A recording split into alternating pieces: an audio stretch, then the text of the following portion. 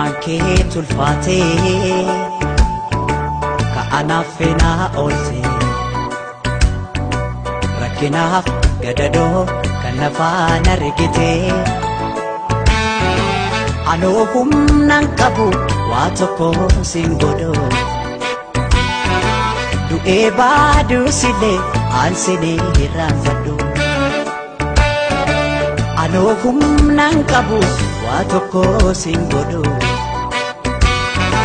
du'e baadu sile ansine hirafadu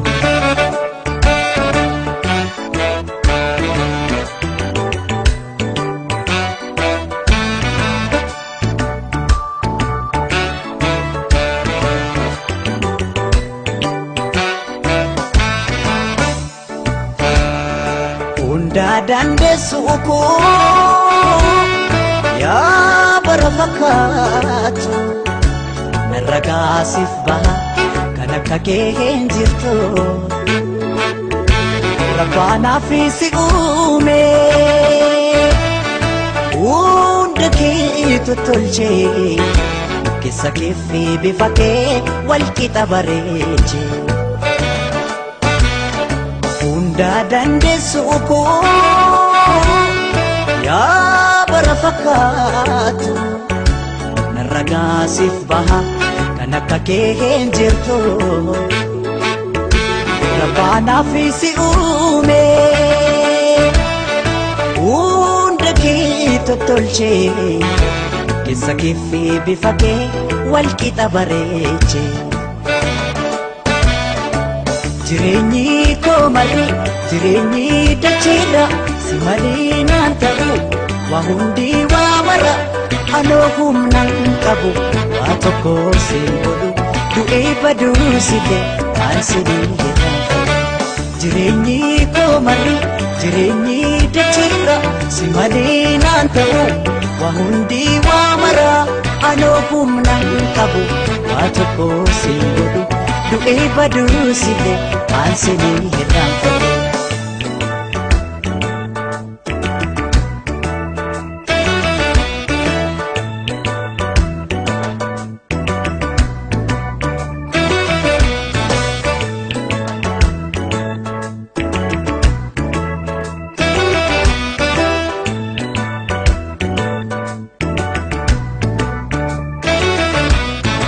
Olmanke tulfate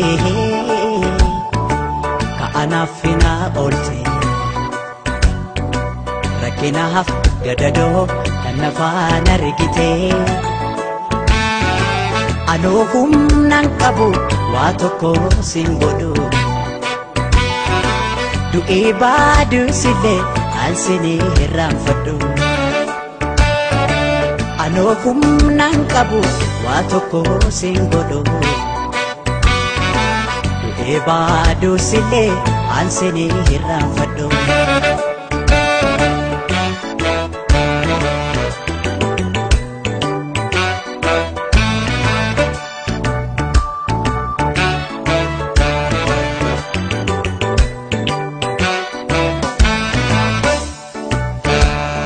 kam himen kam isa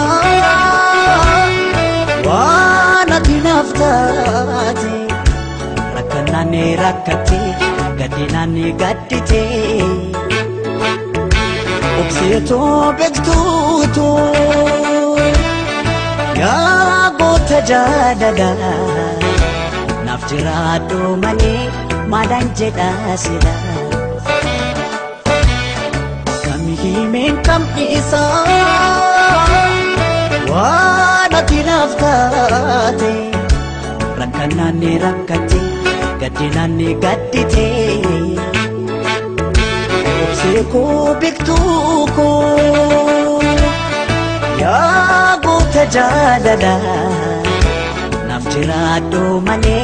madan jeda sila wahekin ibsuudhaaf anjechuutan qabu